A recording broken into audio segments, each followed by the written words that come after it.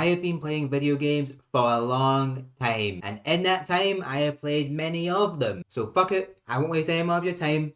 Let's rank the top 10 best video games of all time, in my opinion. Number 10, Fallout New Vegas. Well, speak of the fucking devil when he comes up your dick or something. I'm not sure that was, but we move. Fallout New Vegas is almost perfect. All the roleplay aspects being perfect, to the fact that you can go whoever the fuck you want. Else the game doesn't force you to be a good guy. With almost all of the missions being fun, besides some of the main quests, like the Boomer and the Kings being a bit tedious to get through. What makes the game so great is the factions and the relationships you have with all these factions. Like if you piss one off a few too many times, they will hate your ass permanently. With a great open world, amazing stories, iconic characters, what holds this game back from being higher on this list is some of the more inconvenient aspects of it. Mostly how expensive things are, like repairing items. It becomes a pain, though I'll go more into this in my New Vegas review whenever that comes out. But overall, this game is a banger and you should play it. It costs less than £10 and even my shitty laptop can run it. Number 9. GTA 5. Now there's not many games more iconic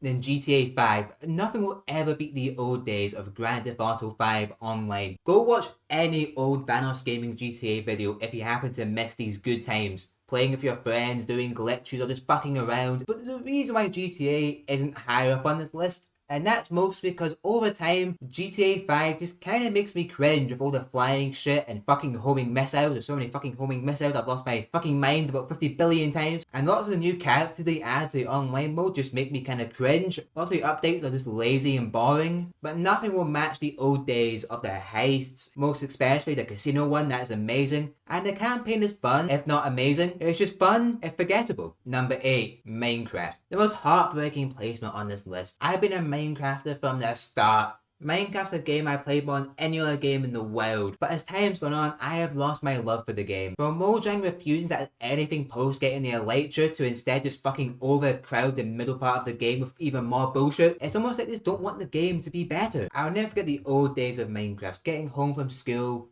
and making shit with your friends. That will never not make me nostalgic, and I'll always love Minecraft, even if Minecraft doesn't love me back. Number 7, Batman Arkham Asylum. Who knew a game from 2009 could have such good combat that holds up to this day? Having Kevin Conroy as Batman and Mark Hamill as the Joker is perfect. But what makes this game truly stand out is the atmosphere of the Asylum. Nothing will ever match how I felt exploring the Asylum for the first time, finding all the Riddler trophies for the first time, even though there is about 100 of them too many. The game is almost perfect besides the end and the boss fights, which hold the game back big time. Every boss fight is bad to the point where it's just annoying, and the Joker boss fight is so laughably bad and is the main reason the game is not way higher on this list. Number 6, Elden Ring. A game that can be best described by the word epic. Everything in this game is cool. From the boss fights, especially the damn one when you fight with all your bros being the main standout boss fight for me, to the lore, to the characters, but what stood out the most to me was just exploring and finding stuff. It was so much fun. I found a way to fight a boss super duper early, and when I killed him, I felt pure joy. I mean, sure, someone did like 90% of the work, but we don't talk about that. But my favourite part of the game is that it can be as easy or as hard as you want it to be. I've never played a game with so much freedom, and for the game to still work this well. If I had to give a thought, I'd say the end of the game's a bit rushed, and it kind of lost what made like the first 3/4 of the game so great. But the boss fights are still really good, and the game is not full of nearly as much as Batman Arkham Asylum, which is why it's high on the list. Number 5, Cyberpunk. Night City is my favourite open world map. It is close to perfection. From the vibe to the side quests, which are all wacky and ridiculous in the best way possible, and the story of Phantom Liberty makes up for the lackluster main story. And fucking Keanu Reeves in this game. You have so many gameplay options, so many different play styles, which are all so much fun. This may be the most vibey game of all time, and I love it. Driving around Night City, doing gigs, getting better cyberware is all just so much fun. I also love that there's no happy endings to the game. There's no honesty, V doesn't really deserve a happy ending. Though I do think the game is held back by some of its roleplay aspects being a bit lackluster. For example, there's only like 2 romance options which are okay, and there's somewhat of a lack of things you can interact with in the open world, which is a bit disappointing. Number 4, Star Wars Battlefront 2. Now this might be my most controversial placement on the list, but I don't care. I did it for me.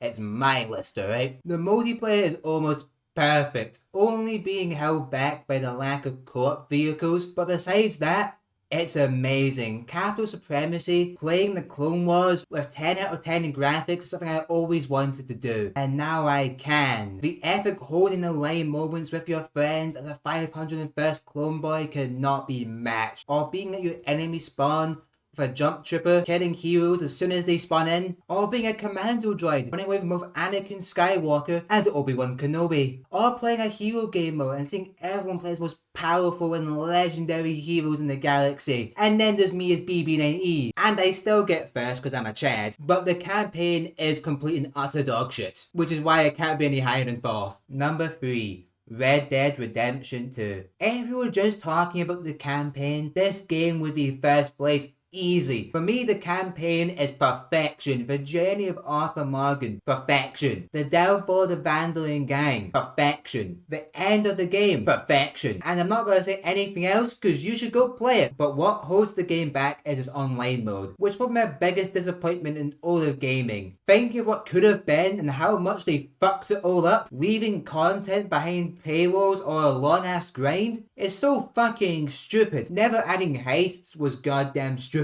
Having to wait 10 minutes at the end of every single fucking mission so you get paid an okay amount is fucking stupid. But you can still have fun in Red Dead Online, even if it never ever got close to living up to its full potential. Number 2. Halo Reach. The only game on this list that I've actually done a review on as of the time of recording this video, which is kind of odd, but Halo Reach is the perfect Halo game. From the story to the multiplayer, it's just perfect. I know I said a lot in this video, but goddamn, it's perfect. It was the best way for Bungie to say bye to Halo. I'm not going to say too much because I've already done a review on Halo Reach, so check it out when this video is done. It will be down below in the description. But to cut a long story short, it's mostly perfect. From the music to the art style to the bittersweet ending. God, I love Halo Reach. But it's only beaten by one game. But before we go on, I'd like to shout out some honourable mentions. LEGO Star Wars The Complete Saga is a childhood classic. Both Jedi games just missed out for different reasons. Halo 3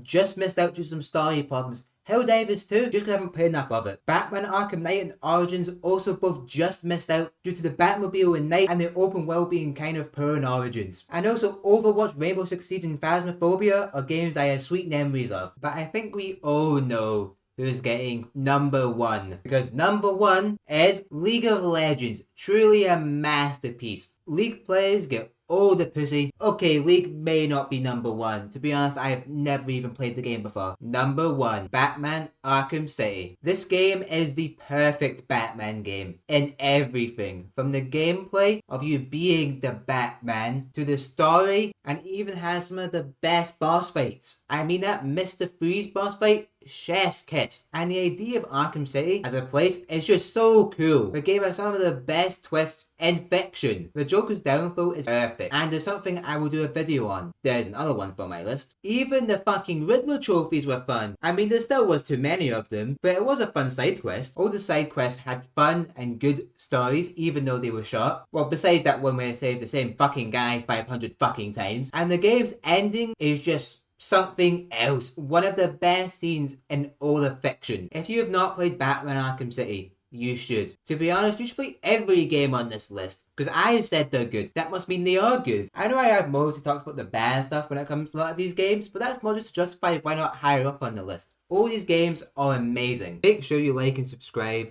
Follow me on Twitch and Twitter, and also subscribe to my other YouTube channel. Anyway, have a nice day.